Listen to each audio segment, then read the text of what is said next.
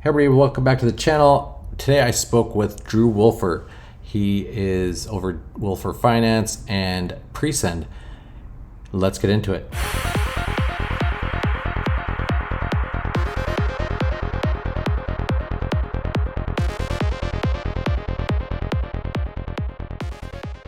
So hey everybody, I'm here with Drew Wolfer. He is the founder of Presend. He is over Wolfer Finance, runs a great YouTube channel. I feel like a lot of my values and transparency match up with his. So we're gonna have a little talk here about, we both kind of did videos on Optimus and talking about like stable fund and things like that. So we're just gonna talk about this. So yeah, Drew, if you want to introduce yourself as well, that'd be great. Yeah, absolutely. So yeah, I'm sure everybody in this market pretty much knows me at this point, at least in DeFi, because whether they like me or not, whether they follow me or not, irrelevant, right? You've seen a video that I've talked about some project that you're in. I guarantee at the end of the day, you've probably seen me. You usually see me with Viking braids. I took them out today. I'll have them in probably over the weekend and stuff like that. With that being said, I created Wolfer Finance, created Presend. And that's basically my journey right now. I've been in crypto since like 2014 doing my thing. And I kind of jumped into the influencing market after I had automated some of my successful businesses like outside of crypto. And now I had a little bit of time. So I figured, hey, I'll spend it here because there was a lot of misinformation and miseducation going on. So I figured let's put a stop to that. So yeah, let's get into it, man. No need to Awesome, waste any awesome. time. We'll get it popping. Yeah, and just to give, I'm sure some of your subscribers and viewers will probably come into this as well. I started my channel. I'm actually a developer. I haven't done a lot of blockchain development, but I understand code. So I really started my channel early with like doing live audits of contracts, so people could see what was Yeah. behind the scenes. And one of the biggest ones that blew up first was Stable One. So I've got some history there. So Yeah. yeah, that's how I'm more like analytical, like let's look at the code, let's see how these things work to see if it's actually a good investment. So that's kind of how I started my channel. Definitely, man. So yeah, like the last couple of days we've both been talking a little bit about Optimus, um and the Optimus story, and I've got some stuff to talk about. I talked a little bit about this in my latest video about how Optimus came to be, who their dev is, and I actually have been um in some pretty intimate conversations with him in the past and been involved in projects, and the outcome was not very positive. Um, To so say the least. It's still not really that positive, man. And people they can scream it from the hills, they can scream it until they're blue in the face. But the the fact still remains and the charts tell the tale. And yeah, man, it doesn't look yeah, good. And when yeah. you're So letting let people me in early, not cool.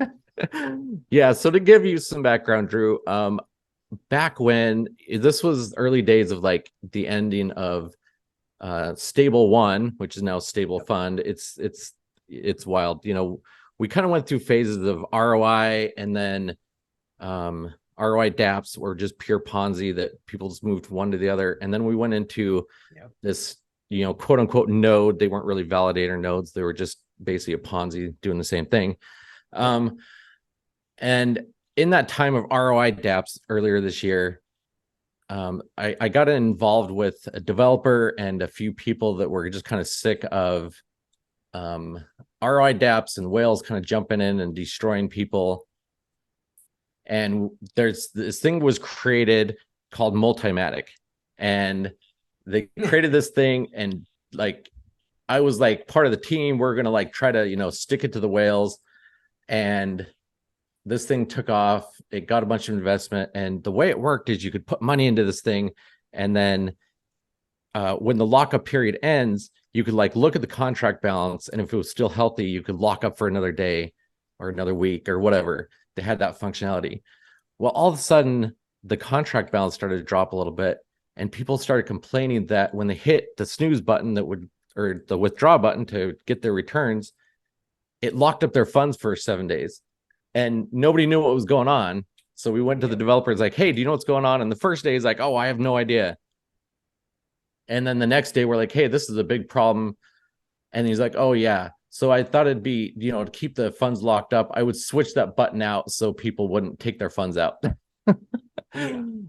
Yeah. So that's when everything Dude, crashed, and nuts. they created the token. It was pumping during the highlight of that thing, and then everything crashed down because of that, because that was just so shady.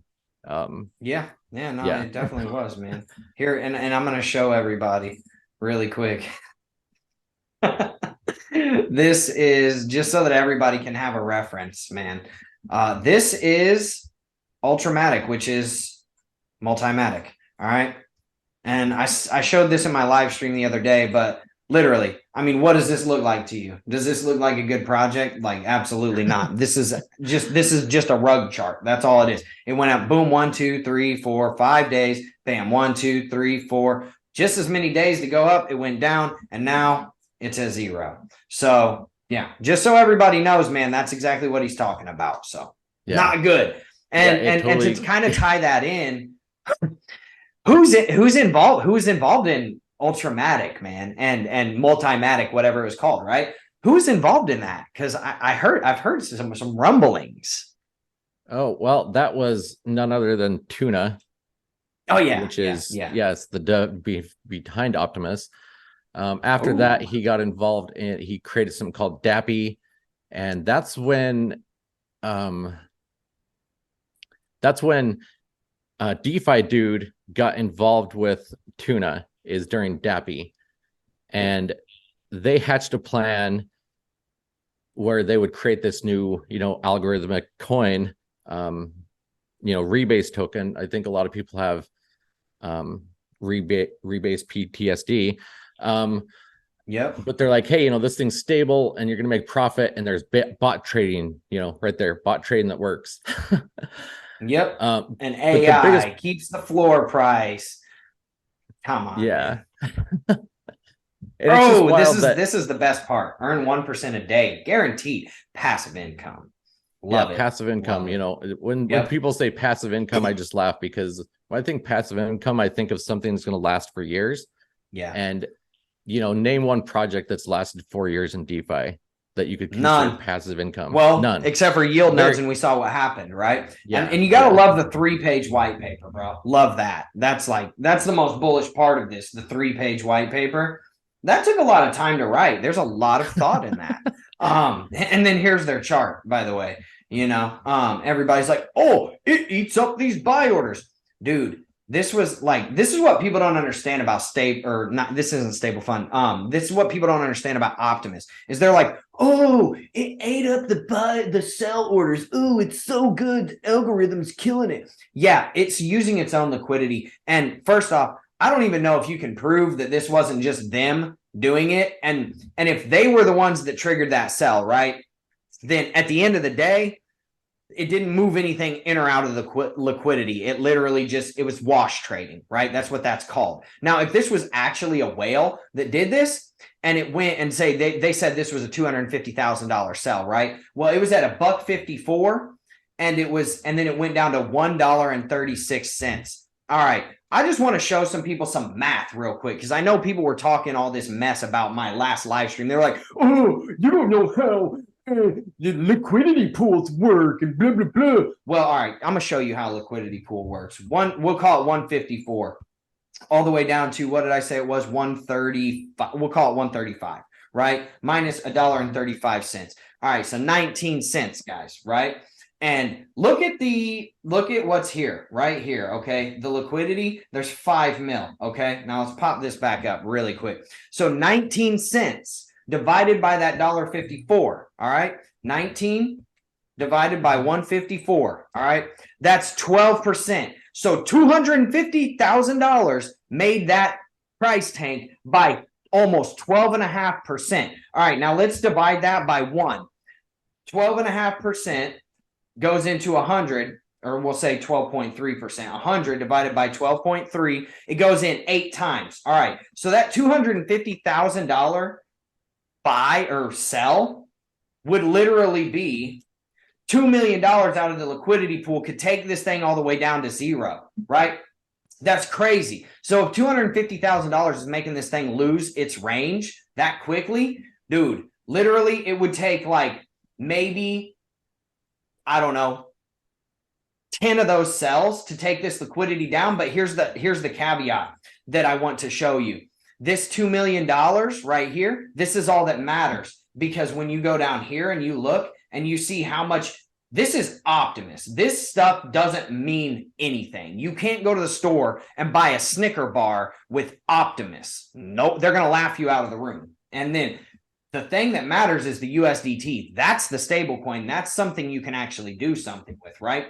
So that literally would be 10 different of these cells could take it down to zero. And we know that 8 of those cells could basically take the whole thing down to zero. 10 of them could drain the entire liquidity pool. Dude, this is crazy that people don't see this. And they're like, oh, but it's worth $62.4 million. No, it's not. It's worth 2.5 mil. I hate to break it to you. Yeah. It's insane. Yeah. I mean, it's like we didn't learn from, everything that's happened with, algorithmic stable coins. Trunk was a big one we just talked about in my Telegram group, the downfall of Trunk. It doesn't take much to just kill an algorithm, something that's pegged to a certain point. And, we're talking about, right now, I think in the last 24 hours, they've had 1,500 buys and 1,100 sells. 1,100 sells. My question is, what's going to happen when that's reversed, when the buyers that are coming in are less than, the sells that are going out? It's going to fail. It's because it's just a this is what happens, except for to a way more of an extent, man. It's going to get wild. Yeah. I mean, it's basically an algorithmic Ponzi scheme. That's what it is. Yeah. The people coming in are propping it up to where their quote unquote floor is. Yeah. And you get 10, 15 whales go out, it's gone. Like, it's done. Yep. And here's the craziest part. The whales inside of the protocol are, oh boy, I don't know what his name is, DeFi dude, I think. And then Tuna Tom, and that's what I keep calling him, because I don't know what his name is. I don't know what any of these fake people's names are, because they don't want you to know, because at the end of the day, what they're doing is insider trading. What they're doing is market manipulation. And what they're doing is absolutely straight illegal in the United States. And this guy, DeFi dude, I listened to his voice the other night. That dude's American. All right. So that's why he's not showing his face. So at the end of the day, all these large wallets that could potentially take this thing down, guess whose they are? Those guys. The dev, Tuna, he's not even doxed to his own team members. I don't even, and go fact check me on this and go ask him, because he banned me from the Discord because I asked a simple question, right? Hey, can you guys show the trade logs? Oh, wait, I forgot. There's no trade logs, because all you're doing is trading your own coin. And then you're basically letting people think that you're trading Bitcoin, Ethereum, Cardano, and generating revenue when you're not. You're literally doing a liquidity management BS trading bot, right? That comes in and props up your own price. Then you suppress your own price. Then you prop it up. Then you suppress it. So all those large wallet holders, guess who they are? The people that have the ability to break out all of that USDT out of the liquidity pool. It's them. It's DeFi dude. It's Tuna Todd. It's all of DeFi dude's friends. The other day he was like, oh, I gave my friend $40,000, or my friend gave me $40,000 at a Halloween party, and then I gave him a bunch of Optimus tokens. That's why I took a bunch of Optimus tokens out. Dude, no one believes that. All right, first off, like, let's be real. Like, logical people would understand what this guy's doing. All right, he's taking his tokens out every single day, like a certain amount, right? So that he can get paid. And then he's got all of these dummy wallets set up everywhere else, which if you go and watch my live stream yesterday, you can actually see the wallet that's paying out like 3,500, 2,000, 5,000, 4,500 on round numbers to all these random wallets every day. And then they're getting sold, right? So who's doing that? Seriously. Like, at the end of the day, exactly.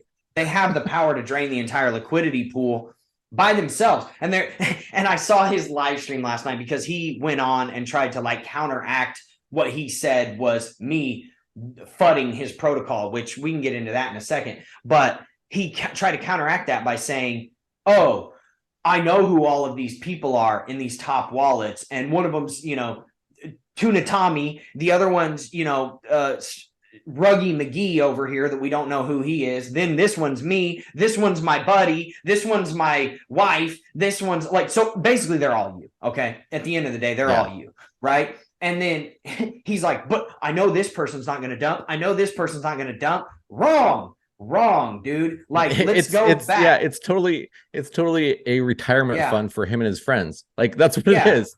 Let's just go back to this right here. Like, let's screen share. Okay, so you're telling me your old boy, Tuna Tom, he's not gonna dump. This is Tuna Tom right here. This is what he does. Okay, so you're telling me that this guy's not gonna dump, and then you're telling me that you're not gonna dump.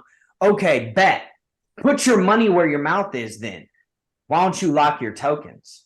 Why don't you lock your tokens or have a vested portion of your tokens, right? Come on, man. Yeah, the interesting thing about this is how it ties into stable fund and how DeFi dude shilled that thing to high heaven, stable fund. He was on there video after video saying that he was meeting with Michael and he saw the bots trading. He saw the bots trading. Now, a few days ago, it comes to find out it's some dude in the basement of Michael's friend or something trading.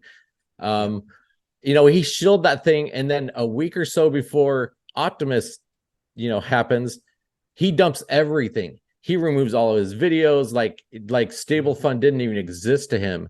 He dumped all of his S rocket, which like wrecked a lot of people because he had like $1 million worth of S rocket and just dumped it. And it was $80-90, and now people are like holding $15. He's like, no big deal. He got insane. Paid. Yeah, that's all he cared about. He got his money. That's all anybody cares about in this market. So so it's just crazy that he says that he saw these bots there, and now he's saying we have bots here, but I'm only going to show them to certain people. Yeah, and then they come up with the excuse of, well, if I show you the bots, then this is proprietary information. It's like, guys, you can show transactions without showing an algorithm about how you're trading. You don't need to share the secret sauce to actually prove that you have revenue. Like it's insane. And at the end of the day, I'm just gonna come out and say it. Our dev, Presend's dev, Jace Azua, Gosu Tools, Waifu, that's him. Okay, he got in some hot water with Horde because he didn't like Horde. They got into a altercation, and he coded their entire liquidity management system in one day and dropped it for free on GitHub. Your guys' liquidity management algorithmic trading bot is not proprietary. It's out there in the open market for free. Why do you think all of these, nobody could figure it out for the longest time, right? Horde, their liquidity management. Well, this guy coded it, dropped it out. Now everybody's got a liquidity management service. Where do you think these guys probably got this? I'm not saying they did, but I'm saying it's not proprietary. It's not something that can be duplicated. So even if you did open it up, people could probably just go fact check you and see that you literally copied what Jace dropped in GitHub. Just saying, and so, and at the end of the day, you're not trading anything. You're trading Optimus. You're not trading Bitcoin. It generates no revenue. Okay. It generates no revenue. You're not trading Bitcoin. You're not trading Ethereum. And if you are, you already snitched on yourself. And I've got that on record that you're trading you've only got like 300K worth of Bitcoin, Ethereum, Cardano, whatever the other pairs are that you said you're trading. Okay, no, that's not enough. So if $2.7 million comes out of the liquidity pool, right, in terms of USD, it's done. Your whole project is done. And who has the power to do that? Only the people, one of the guys that was pumping stable fund, right, and then basically got out before everybody else and acted like he never said anything about it. And then lied to everybody. Basically, he's lying to everybody by saying, stable fund never happened. Basically, he still admits that he was talking about it and stuff. But it doesn't show that you're forthcoming with anything. And then you're asking people to trust you that you're doing all these things in the background, but you're hiding behind a mask. Come on, man. Yeah, it's the thing is like, I'm fine if you just have an algorithmic Ponzi. And that's fine if you're just coming out with it and saying, this is it. And if you're early in, you're going to make money.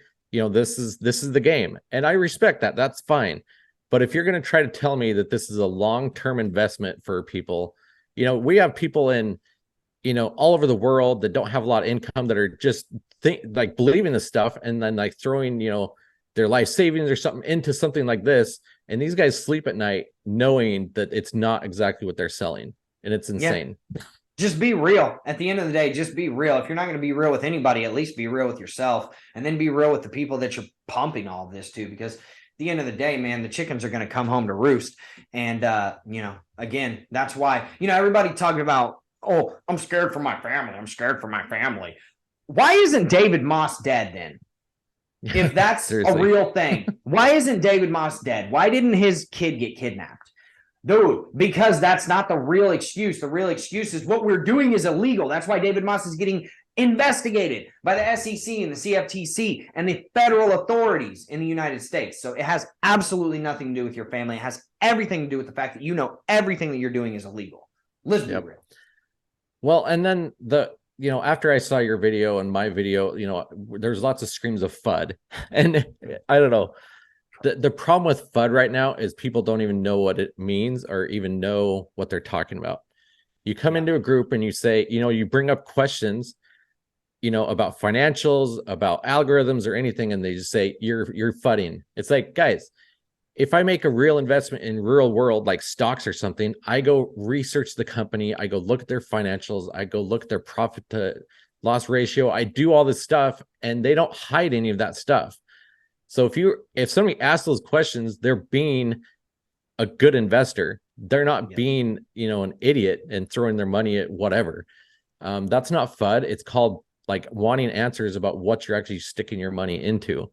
And it's insane that a lot of these devs have all these investors kind of conditioned to think that anything that people ask is FUD that might be contrary to what they say.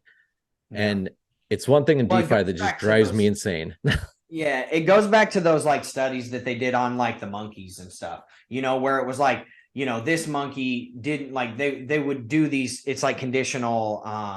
It's like operant conditioning, or it's like conditional. What's it called? I don't know. Anyways, my wife's the psychologist. It's not me. So, if you want that, like I could play a psychologist on TV, but in real life, I'm not that. She is. And so at the end of the day, they condition you. Okay. So there's like, there's these one people, right? Which would be, in this case, DeFi dudes, little buddies, right? That got in for 1 cent before they ever talked about Optimus anywhere. He sold them 1 cent Optimus, right? So these dudes, $100.57, right? That's where it's at. These guys are at 158x right now. They're the ones in the Discord screaming FUD and rallying the rest of the troops to scream the same thing, right? And all FUD means is fear, uncertainty, and doubt. It's not a negative thing. People are fearful. People are uncertain about things all the time.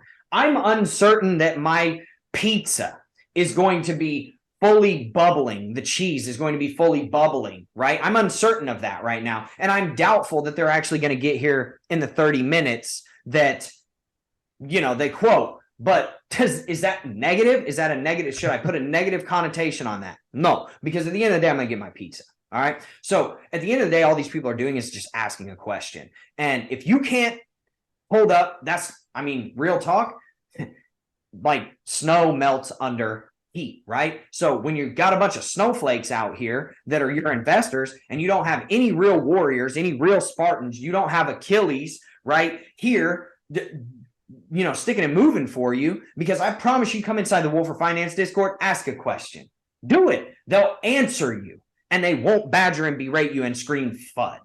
We have never kicked a person out of our Discord that wasn't a scammer or like somebody that came in like trying to impersonate me or something like that, or any other person in the group for that matter. We've never booted anybody. We meet everyone with open arms. Why does no one else do this?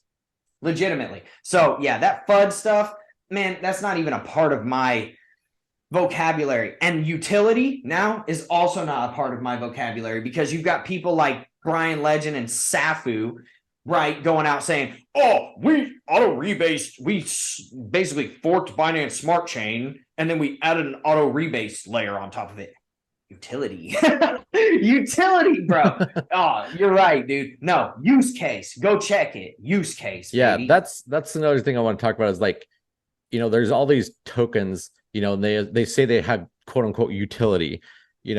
These guys might say Op3 has utility. It's like, okay, what real world utility is, what business value does this thing have? What problem is it fixing, other than the fact that some 13 different people in a private Discord somewhere can come in, get rich, dump on 6,000 other people. That's the utility. Yeah. Well, and a lot of people don't think about this logically, like, 1% a day. I mean, yeah, that's great. That's what you could shoot for. And you can do that if you're like really deep in like day trading or something. You can get into that. But just an algorithm just to create that is exactly that. It's a clown show. I mean, it's people don't understand, if you stick 1%, if you put $1,000 in this thing in a year, you're gonna have $1 million. I mean, how insane is that they think they're gonna make 7,000 people millionaires in a year? I mean, it's insane. Like they're saying that they're gonna have just like compound. Almost, yeah, just compound, and this thing's gonna last a year, and we're gonna all be millionaires next year. And it's like certain people will be, but the majority are not going to be. Like, no, because there's no business behind this. There's nothing. It's not solving any problem. There's no chain on the back end. There's nothing behind this. And this is the same with almost every other token. There's all these coins that come out all the time, and there's nothing behind them. There's no business value behind the coin. Yep. That's how I feel about it too, man. At the end of the day, and then they ask for trust, right? There's no trust in DeFi right now. At the end of the day, there's no trust, because I know people, like, their main argument is like, oh, well, Yield Nodes was doxxed, but they still, but they haven't run off with your money. Like, could it potentially be a failed project? Yeah, definitely, but give them their chance to turn it around before you try to say like, oh, well, don't use them as the poster boy for saying like, oh, doxing doesn't matter. No, it absolutely does, because it matters. Puts people. Yeah, that's why do you think Yield Nodes is trying to turn it around? Because they're doxed. That's what stops them from being able to run. What stops these douchebags from being able to run? Nothing. Yeah, the problem of them. Yeah, I get this a lot. Like, hey, do you trust this dev? Hey, do you trust this dev? It's like, we're in DeFi. Trust should have nothing to do with it. Like, the entire blockchain's pillar is built on a trustless, transaction system. And whenever we introduce, kind of we obfuscate what's actually being returned, we're no longer DeFi. You're just a regular business that's scamming people because you're not showing what's going on. It's no longer a trustless system. A good DeFi protocol is going to have, everything's going to be transparent. There should be no trust involved in the dev, because everybody can see exactly what's happening. And without that, Wolfer Finance. DeFi. Go see about Wolfer Finance. If you want to see transparency, go see Wolfer Finance. All of our stuff's on there. We have invoices for $5 on our website. Like, dude, like, only thing you guys don't know is my blood type. Real talk. So yeah. Weird. Yeah, I mean, and I don't want to chill other projects while we're talking about this. But there's one dev that I really love in the space, and that's Jack over at Frostflakes. I mean, I don't know. The site needs some care in the UI department, but that guy shows everything. He shows every trade. He shows where, revenue is coming through. He's like, hey, if you want a spreadsheet of every transaction, I'll show you. And he just dumps it out there. Like, that's how it should be, man. Like, come on. He's like, his is like 2% a day on BNB. He's like, yeah, I don't know if it's sustainable, but we're going to try it, and he's upfront about it. And he's like, I don't know if we can sustain this, but we're going to give it a shot. And but he's just totally upfront and totally transparent about every little aspect of the project. Yep. And that's the way DeFi projects should run. Not this, believe me, it has bots, but I'm not going to show you behind the scenes. That's insane. Nope, don't matter. Yeah, it's proprietary. Yeah. So anyway, we've kind of, I think we kind of share the same views on, how this is playing out and how it probably will play out in the future. So let's talk about Presend. Let's talk about what you're up to, what you got going on, and what people can look forward to. Yeah, so I feel comfortable kind of airing out what I'm about to air out, because I know this video isn't going to drop before my live stream that I have in 22 minutes. So I'll go ahead and drop the spoilers in this, because at the end of the day, Drew's all about spoilers, right? So here, I'll show you guys really quick as well. I'll just screen share it and show you guys what Presend is, and give you an option on how, if you choose to, get in on it. And if you choose to, cool. If you don't, No big deal. Now, Presend is just a wallet transaction security software. This is a website. Go check it out, right? It stops you from just accidentally wrecking yourself. So you can go and willingly wreck yourself anywhere you want in DeFi, right? And you're knowingly doing that. But mistakes happen in transactions, right? So you might send USDC from a Polygon wallet to an ETH wallet. You're going to lose all your money accidentally. And that's ridiculous. The fact that that's even a thing in the market is absolutely ridiculous to me. We're here to fix that. We don't have a chain. We don't have a coin. We have no ability to fake our income. We have no ability to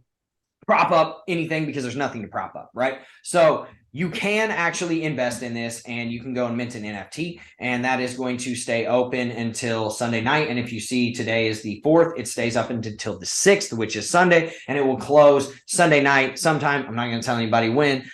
It'll be later in the United States time. It'll probably be somewhere around, I don't know, 11 midnight central, something like that. Basically when I go to bed. So you better hope I stay up late.